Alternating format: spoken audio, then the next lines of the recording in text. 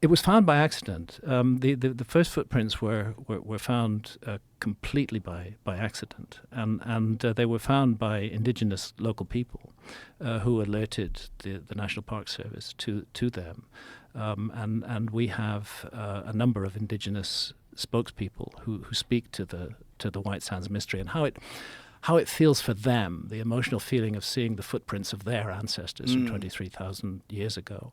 The thing is that the dunes are constantly shifting, and sometimes the footprints will be covered up, and then wind will reveal them again. And they're fragile; they can be easily destroyed and wiped off. And in a way, it's a miracle that they've survived. But to see the stride of a mammoth, you see how far apart those huge footpads are.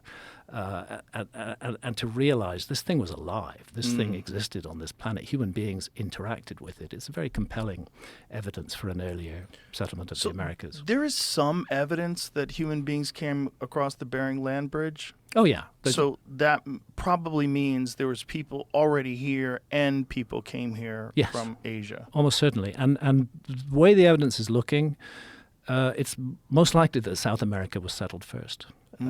Before North America was settled. And that raises all kinds of questions. And we've gone into this in Season 2 of Ancient Apocalypse, primarily to do with the DNA evidence of a direct connection between the peoples of New Guinea and Australia and the peoples of certain tribes in South America. And that's very ancient, very old DNA evidence in South America, but also to do with archaeological sites like Monteverde. I did bring up the issue of Tom Dillahay the last time we were on when Flint was here.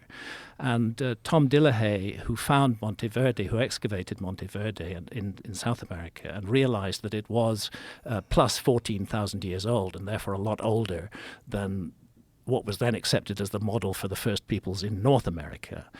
When he put that idea forward, he was eviscerated by his colleagues in archaeology. It took them a decade to come round to accepting that actually he was right. And there are many other sites in South America going back 30,000+ years. They're all controversial because they conflict with an existing model.